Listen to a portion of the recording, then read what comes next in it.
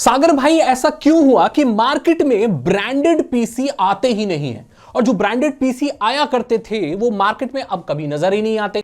भाई इसका जमाना चला गया। ब्रांडेड पीसी की स्टोरी क्या है और क्यों मार्केट में ये अब बिकते नहीं है।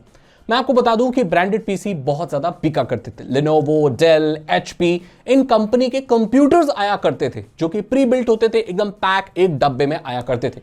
अच्छा जमाना था, सिर्फ कंप्यूटर खरीदना है तो इस कंपनी का खरीदना है, उस कंपनी का खरीदना है। लेकिन ब्रांडेड पीसी मार्केट में कभी चल ही नहीं पाए क्योंकि जो पीसी टेक्नोलॉजी थी वो इतनी फास्ट इवॉल्व हो रही थी कि ये बड़ी बड़ी कंपनियां एक full fledged pre built computer बेच ही नहीं पाई क्योंकि मार्केट इतनी ज्यादा चेंज हो रही थी। यहां पर मैं आपको बता दूं कि ये मरे नहीं बल्कि ये पीछे रह गए जो ब्रांडेड पीसीज थे। सो ब्रांडेड पीसीज में क्या आता था? एचपी, डेल, लेनोवो के जितने कंप्यूटर आ रहे थे, बने बनाए कंप्यूटर, इनमें क्या था? सबसे पहले जो इनके कैबिनेट थे वो इनके प्रोप्राइटरी थे, खुद के बनाए हुए। पावर सप्लाई प्रोप्राइटरी थी, मदरबोर्ड खुद के प्रोप्राइटरी वाले हैं। मतलब फ्रीडम नहीं थी। आपके कंप्यूटर में जो मदरबोर्ड लग रहा है वो डेल बना रही है, पता नहीं कहां से ला रही है। वो आपके उसमें लग रहा है वो पता नहीं एचपी बना रही है और वो कहीं और किसी कंपनी का लगता भी नहीं है और उन्होंने लिमिटेड बनाए हैं। तो ब्रांडेड पीसी 5-6 साल चला लिए, वो मॉडल डिसकंटिन्यू हो गया, आपका कंप्यूटर खराब हो गया तो भाई वो मोबाइल केस वाला है, मोबाइल फोन वाला ही केस है भाई। फिर आप उसे रिपेयर नहीं करा सकते, उसके मदरबोर्ड नहीं मिलेंगे। पावर सप्लाई खराब हो जाए तो लोकल दुकान से खरीद के आप पावर सप्लाई नहीं लगा सकते क्योंकि वो एक अतरंगी सी पावर सप्लाई है जो अलग डिजाइन की बनाई है, तो भाई वो मिलती भी नहीं है बहुत जगहों पे। ये सबसे पहली वजह है कि इसमें फ्रीडम नहीं थी भाई। आप अगर प्री बिल्ट पीसी ब्रांडेड ला रहे हो तो उसके पार्ट्स आप खुद से बदल नहीं सकते। और बहुत सारे केसेस में तो रैम भाई सोल्डर्ड था।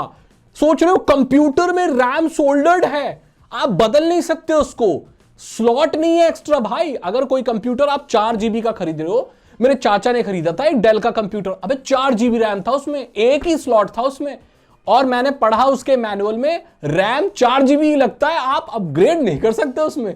मेरा दिमाग हिल गया, मैंने बोला कैसा कंप्यूटर है। वैसे आज का जमाना नहीं, पुराना जमाना था जब pre built computer, branded computer चलते थे, उन्होंने अपने ऑफिस के काम के लिए लिया था। ओए भाई इस तरह की चीजें चलती थी, इसीलिए भाई ये ब्रांडेड पीसी मर गए, अभी चलते नहीं है। अगली वजह पता है क्या थी? अगली वजह थी कि भाई ओवर प्राइस्ड। अरे बाप रे, अरे ठुल्लू से ठुल्लू कंप्यूटर 80,000 का, 70,000 का प्राइसेस। आप सारे कंपोनेंट को मिला दो जो उनके ठुल्लू कंपोनेंट है। जैसे मार्केट में अभी चल रहा है i5 for example, i5 4th generation, ठीक है? तो कंप्यूटर वाले जो लगा रहे हैं वो ब्रांडेड वाले 2nd जनरेशन लगा रहे हैं। मैं बोला ये अलग ही नशे चल रहे हैं भाई। इनके जो पुराने स्टॉक है सीपीयू के वही लगाए जा रहे हैं और उसको बेचे जा रहे हैं, आउटडेटेड कंप्यूटर, और वो भी 40% ज्यादा कीमत पर। ओए भाई वो चीज 30,000 से ऊपर की नहीं है, और जिसको तुम 80,000 का बेच रहे हो। और ये कहानी मैं तब की बता रहा हूं जब ये चला करते थे। आजकल तो ये चलते ही नहीं है, मार्केट में मिलते ही नहीं है। तो ये पुरानी कहानी है, क्योंकि जो टेक्नोलॉजी मैं बात कर रहा हूं ना, ब्रांडेड पीसी, वो विलुप्त हो चुकी डायनासोर की तरह।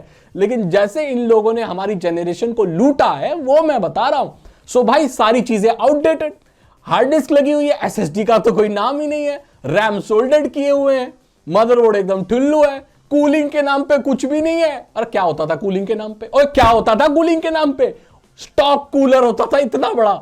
मैं स्टॉक कूलर को खराब नहीं कह रहा हूं, उस जमाने के प्रोसेसर के हिसाब से वो मोर देन इनफ था, बट उस कूलर के लिए भी भाई आप अगर कैलकुलेट करोगे तो 4-4 हजार रुपए चार्ज कर रहे हैं। ओए और 200 रुपए की चीज दी होती है वो। तो भाई ये चीज चली, इसीलिए भाई लोगों ने देखा कि ये तो भाई सरासर लूट रहे हैं, और लोगों को नॉलेज बहुत हो गई। और एक सबसे बड़ी चीज जिसने ब्रांडेड पीसी को मार दिया भाई वो थी गेमिंग। ओ भाई गेमर मेरे भाई लोग, उनको दिखा कि यहां पर ग्राफिक्स कार्ड के नाम पर ये लोग ठुल्लू कुछ नहीं दे रहे। ग्राफिक्स कार्ड ये लोग दिया करते थे, एक पतली सी पट्टी, उसमें कूलिंग नहीं, बेकार ग्राफिक्स कार्ड जो गेमिंग वर्दी तो थे ही नहीं। और जो प्री बिल्ट पीसी जो ब्रांडेड आते थे उसको गेमिंग के हिसाब से कभी देखा भी नहीं गया। तो गेमर्स की डिमांड ज्यादा थी, और ये जो पहले से कंप्यूटर बन के आते थे इसमें RGB तो होता ही नहीं था। ओए एक अंदर की बात बताओ, RGB से सच में FPS बढ़ते हैं। अबे साले, तभी मेरा माफ करना, गुस्से में इधर उधर निकल जाता हूँ। ओए मैं सही कह रहा हूँ मेरी बात पर विश्वास करो, RGB से FPS बढ़ते हैं। खाओ माँ कसम। आपने देखा होगा, देखो पीछे ये RGB है ना, मेरे भी FPS बढ़ गए हैं। और मजाक हटा देते हैं, दूसरी चीज देखते हैं कि भाई सच में जो रैम की फ्रीक्वेंसी हुआ करती थी, जो स्टोरेज हुआ करता था, या जो फैंस वगैरह, कूलिंग वगैरह सब पूर हुआ करती थी, लेकिन पैसे उतने ही चार्ज करते थे। इसलिए मार्केट में जो कंपोनेंट है वो बहुत फ्रीली बिकने लगे। वारंटी के नाम पर भी ये लोग लूटा करते थे। इतनी अच्छी वारंटी और सर्विस नहीं होती थी ब्रांडेड पीसीज की, जबकि आप अलग अलग कंपोनेंट खरीद के जब असेंबल किया करते थे तो उनके सपोर्ट और वारंटी बहुत अच्छे हैं और पार्ट रिप्लेस भी हो जाया करते थे। खुद आप अगर किसी लोकल दुकान से खरीद रहे हो तो लोकल दुकान वाला भी हैंड टू हैंड आपके पार्ट्स को बदल दिया करता था अगर कोई दिक्कत आ जाती है। अगर आप कोई कूलर लेके जाते हो, उसका फैन नहीं मूव कर रहा है, कुछ नहीं, तो ज्यादातर केसेस में लोग बिल्ड करवाते थे, तो वहां पर जो टेक्नीशियन है दुकान वाला वो ही खुद देख रहे हैं कि भाई फैन खराब है या कोई दिक्कत है, तो हर एक पार्ट पे आपको वारंटी मिलने लगी। जबकि दूसरी साइड जो ब्रांडेड पीसीज थे उनकी वारंटी बहुत लिमिटेड होती थी और बहुत सारी चीज़ों में वारंटी मिलती भी नहीं थी। जैसे बहुत सारे केबल्स होते थे, बहुत सारे, अगर आप अलग से कोई केबल लगवा रहे हो, जैसे सेटा के एक्स्ट्रा कुछ लगवा रहे हो, कोई हार्ड डिस्क लगा रहे हो, तो उसकी वारंटी वो लोग कवर नहीं करते थे। ऐसा होता था, जो ब्रांडेड पीसीज होते थे वो भी एड ऑन के साथ आने लगे थे, लेकिन उनमें बड़ी परेशानियां थी, उसमें बहुत सारी चीज़ों की वारंटी नहीं मिला करती थी, ये भी बहुत बड़ा मसला था। और यहां पर ना सबसे बड़ी प्रॉब्लम थी जो ब्रांडेड पीसी की, भाई या तो सब कुछ मिलेगा या तो कुछ नहीं। अब वहां पर एक कंप्यूटर है, अगर वो 1 लाख का है या 50,000 का है तो भाई आपको 50,000 ही देने पड़ेंगे, उससे कम में आप उसको नहीं खरीद सकते। आप ऐसे नहीं बोल सकते कि इसे खोल दो, इसमें से ये निकाल दो, वो निकाल दो, ये निकाल दो, वो निकाल दो, मुझे इतना सा दे दो। नहीं, ये कोई मिठाई थोड़ी है भाई, ऐसा नहीं होता था। 50,000 का कंप्यूटर है, पैक है वो, उसमें कोई अपग्रेड भी नहीं है, कोई ऐसा उसमें ऐसा प्रोग्राम नहीं चल रहा है, आपको वही लेना पड़ेगा। जबकि यहां पर असेंबल पीसी में आप चाहें तो आप कम रैम लगवा सकते हैं, आप पावर सप्लाई कम लगवा सकते हैं, आप कोई चीज थोड़ी नहीं भी लगवा सकते, आप एसएसडी मत लगवाओ, हार्ड डिस्क लगवा लो, तो आप किसी भी बजट में कंप्यूटर खरीद सकते हो। आज के वक्त में वैसे 4,500 रुपए का कंप्यूटर बन जाता था, डब्बा बन जाता था, लेकिन अभी प्राइसेस बढ़ गए हैं तो 6-7 हजार में एक कंप्यूटर बन जाता है। और आप अगर 6 लाख का बनाना चाहो तो भी बन जाएगा। इनफैक्ट अगर आप 20 लाख का कंप्यूटर बनाना चाहो या 50 लाख का बनाना चाहो तो भी बन जाएगा। पता है ना, 50 लाख का भी कंप्यूटर बन जाएगा। ऐसे ग्राफिक्स कार्ड हैं जो 10 लाख का तो ग्राफिक कार्ड ही है ना, तो बन जाएगा। तो हर प्राइस रेंज में कंप्यूटर खरीदा जा सकता है, हर बजट में खरीदा जा सकता है, हर कोई कंप्यूटर खरीद सकता है, इतनी फ्रीडम है। और पार्ट्स इतने यूनिफॉर्म और मॉड्यूलर हैं कि भाई आप कभी भी बदल सकते हो उन्हें। और जो ब्रांड्स हैं ना वो मॉड्यूलर चीजों से नफरत करते हैं, और ये मॉड्यूलर चीजें ही हैं जिसने असेंबल पीसी की नींव रखी।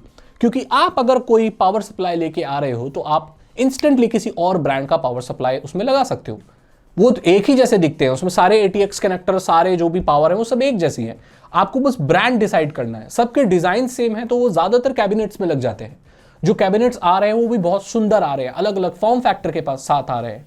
जितने भी मदरबोर्ड आ रहे हैं वो भी mini ATX, micro ATX, whatever, full ATX size, हर साइज के मदरबोर्ड आ रहे हैं।